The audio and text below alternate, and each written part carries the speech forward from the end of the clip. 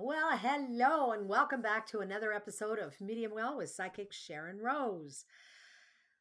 I want to talk today about addiction, which is a word that's not used a whole lot anymore around substances, etc. Now it's substance abuse issues. But what I want to talk about is addicted to toxic people. Do you have people in your life who you feel like you're literally addicted to?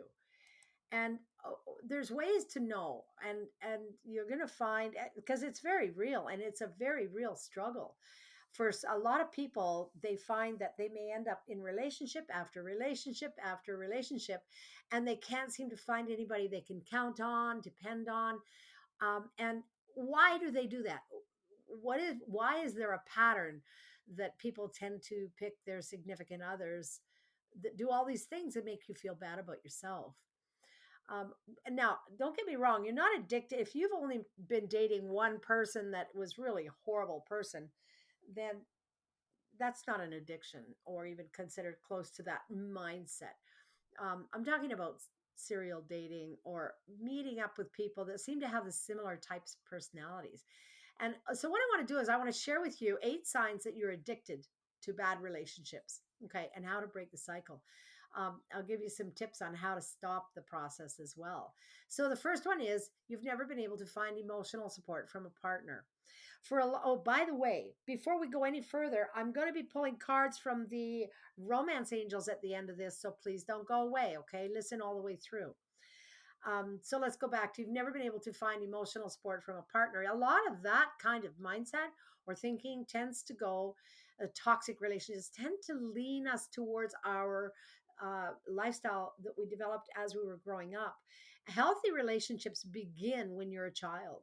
And if you haven't had the kind of healthy relationship you needed as a child, there's a very good chance that you're going to not look for those things you do need because you're not accustomed to having them in the first place.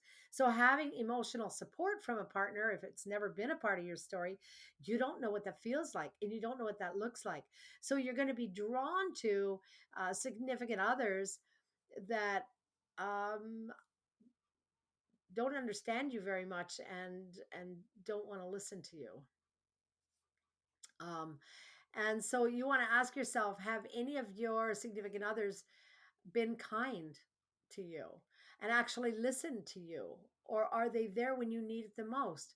Have you ever been completely certain of how supportive any of them would have been if, say, somebody got sick, or you got sick, or you were involved in an accident? If you've been wondering, like, what would happen if I was to get really sick, what would happen to me? If it concerns you and it causes anxiety, there's a good chance you're addicted to a poor relationship. And the second is, you subconsciously seek partners who always seem to make you feel bad about yourself. So you just get to a place in your business, or you get to a place in your where you live, or on the meal that you just cooked, or maybe the bonus you just got at work, and you immediately go to your partner and you tell them all your good news, and they just put you down, they bring you down, they treat you like crap. And then you find yourself, they don't cheer you on, they don't even support what you're really doing. Like, who wants to be brought down like that? But we do it to ourselves. And for years, um, people make others question their own self-worth. And so when you're treated like badly, you just find yourself wanting them even more and unable to justify why they didn't think you were good enough to be treated the right way. And spending a lot of time trying to make yourself perfect so that no one will reject you. It sounds crazy, but that could be what happened for you at home. Psychology Today says another sign of a toxic relationship is one where your partner continuously makes you feel like you're stupid. Things that they could say that would be maybe things they would say, like, maybe you probably wouldn't understand it. And so, regardless of how your partners have directly brought you down, it's 100% worth breaking that cycle, because if they make you feel stupid, you need to cross out stupid and add smart. Okay. Number 3, your partners often go missing for long periods of time without even telling you where they are, what they're doing. And they themselves may have some addictive behaviors, like They may be addicted to sports or gambling or drinking or some other type of addiction. And they have an addiction that they lie about, that they tell you stories about. And it's pretty shady when they disappear for no reason and you can't seem to track them down. Cheating is also another part of this. And we still put up with it. And so, if you've noticed that many of your relationships, your partner disappears for lengthy periods of time, and you've no clue where or why they've gone, worry about it. Be concerned. You deserve to be treated with respect, and you deserve to be treated well. Again, according to Psychology Today, this could mean you're left feeling like you're out of sight, out of mind. And you know something? That is, we're butting right up against narcissism here, but we're not going to go there. I really want to just deal with these particular 8 issues. You regularly date, this is the fourth one. You regularly date people who test your morals. So you're the good girl attracted to the bad guy, the bad boy, or you're the good boy attracted to the bad girl. If you don't want to be wrapped up in bad, immoral behavior that breaks your moral code, then you need to break the habit of dating these kind of people. And it's not only a toxic one, likely, but it could ultimately lead you to big trouble with your health. It could damage your health for sure. The trouble with the law, and maybe even a whole lot more. So, number 5, you've caught more than one person lying about something serious. If you are attracted to people who continually lie, if you have different people in your life who have come and gone, significant others, and they all seem to come across as liars, recognize that that is a lack of um, trustworthiness. And if you look over small, less insignificant lies and focus on the big ones are those that are covering up things like cheating or taking money from you or others or seriously harming another person, etc. These types of relationships are so terrible, not only because you've set yourself up to be lied to over and over again by partners in the future, because it's not the one, it's a bunch, also because it might force you to lie too, to cover up for them. So when somebody lies to you a lot and then it looks like they're going to get caught, you caring for them will find yourself lying because you're feeling shame and you're ashamed of their behavior. So now you're caught in that same cycle. Number 6, you pick partners that make you feel more sad than happy. What kind of days are you having with your significant others? When you get into a relationship, I had a friend, and this was a man who I really adored. He was just amazing. And whenever he was on his own, he was single, he would be all down and blue a little bit, sort of because he didn't have a relationship. But he was generally happy and he felt really good and his life was really good. And then when he get into a relationship, he was like he had a noose around his neck and a ring through his nose. He did not know which way to turn because he literally gave up his power and let them take over his emotional set point. So it means that, I mean, you can be sad in a relationship, of course, but if you're sad in most relationships, then you've convinced yourself that's the way people are when they date. Many people out there are in healthy relationships that make them feel truly happy. And when you're just going through photos of couples, etc., on the socials, and they look genuinely happy, chances are they really are that happy, especially if they've chosen the right person. And these people sought out the love they knew they deserved. And you can too. Number 7, you've never experienced true compromise in a relationship. This is huge. Somebody who is toxic that you've been going to, and this is again on over and over, but you've never had a relationship where you really felt like they were going to meet you halfway. In fact, there are people addicted to toxic relationships that when they do start to date, if they're not ready,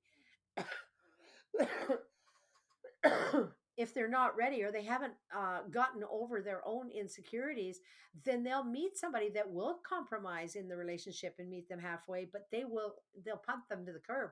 They won't accept that person in their life because they're used to being treated poorly. And there are good people out there that you can draw to you, but they won't stick around if you're asking them to treat you poorly, if they're people that don't want to treat you badly. And it might just be another hit on your confidence as you're wondering what prevents other people from meeting you halfway when you are in a relationship that has no compromise. Relationships are all about compromise. It's just what relationships are. You meet each other halfway. You don't fret. You don't think you should fret. But a lack of compromise on your partner's end is huge and it can lead to disaster down the road. And number eight, the last one, you faced emotional or physical abuse on multiple occasions. This is very, very dangerous and it's not to be taken lightly. It should be something we should never accept time and again in relationship. If you've been in an abusive relationship, whether emotionally or physically, and you made it out of that relationship, it's unbelievably brave and something that should make you feel strong. However, if you feel yourself getting into another similar relationship, remind yourself what you're worth and get out immediately. Now, we've come to terms with what those being addicted to bad relationships, what the signs are. How do we break the cycle? What is it that we need to do? And there are some things that, first of all, if it's a current partner who's mistreating you, it's time to officially cut ties. How do you do that? That's really, really hard. That can be very, very challenging. And it can really bring people to a place where they're just going to say it's easier to be where I'm familiar than it is to try and change and go on. What if I'm alone for the rest of my life? What if? But it's easier said than done to end a relationship. Realize, even though, how happy you'll be in the end when you've landed in a relationship that actually makes you feel really, really good about yourself. Psychology today says the better we understand ourselves, the better we'll be able to choose partners who support us just as we support them. So at this point, you'll finally be able to go after people who are right for you. Moving forward, what you might want to consider doing is to start trying to keep notes. Keep a journal. Journaling can provide a few benefits. You're looking to disconnect from a toxic relationship, including a written reminder. So if you journal about the stuff that's gone wrong, if you have a written reminder that you can go back to and it tells you why you're leaving the relationship when you feel like reconsidering. So if you're thinking of getting out, maybe a written something you wrote that talks about, hey, this is really not a good place for me to be, will spur you on and help you make that decision or stick to it. Helping you to reconnect with yourself by writing a journal. You can really establish a clearer vision of your own goals and your dreams. And it can also help you identify and process difficult emotions. Substance abuse is not people. It's not people are not a substance. So with these type of addictions, or the word addiction being applied here, is very different than when we're talking about substance abuse. Okay. Another tip for you is consider reconnecting with a hobby or a goal, something that you would really like to used to really like to do that you gave up in pursuit of these people that needed you so much and that you were trying so hard to please. Um, if you feel disconnected from yourself, maybe you really liked music or you were an artist or you like to dance, but look for what motivates you and what are your potential areas of interest. And when you found an answer, consider dedicating time every day to explore that hobby or work towards the goal you've set. This will really help you pull your self esteem back into a place where it's really going to be good for you. Now, somatic therapy is another option. Overdependency, of course, on a partner can be maladaptive and unproductive for coping with difficult emotions. So somatic therapy might be a way to go, and you may want to find a somatic therapist that can really, a trained therapist, you can try to work through these different needs that you might have in developing emotional regulation skills, and somatic therapy can work for you. Trying inner child work. This can really actually do you some really real good. Inner child work focuses on reconnecting with your inner child to help you overcome emotional dependency in relationships. Now, remember, I did say that a lot of our inability to connect to healthy, wholesome relationships comes from our childhood relationships. And it's a lot of work, but it's so worth it if you can get past that faith or belief that you have in yourself as not being worthy, being able to actually address those feelings of shame that you developed as a child, or developing some self-compassion so that you can actually work through these emotions. And again, a trauma bonding is very big there too, but a trauma informed therapist can guide you through the process of inner child work. You can also practice some aspects of it on your own. Consider a support group. There's a lot of people interested in joining support groups, and you might find a local group with the concept of love addiction or whatnot. That's a little harder, I think, to find, but different forms of therapy can really help. So, although addiction to a person isn't a formal medical diagnosis, it's possible to fall into a pattern of emotional dependency on others. Breaking out of this relationship pattern can be difficult, and it often means getting to the root of what's causing your dependency. A lot of people will struggle with PTSD if they came up through difficult childhood or situations, and PTSD itself is causes some dependency. So it maybe you just aren't haven't learned ever how to have healthy emotional regulation strategies.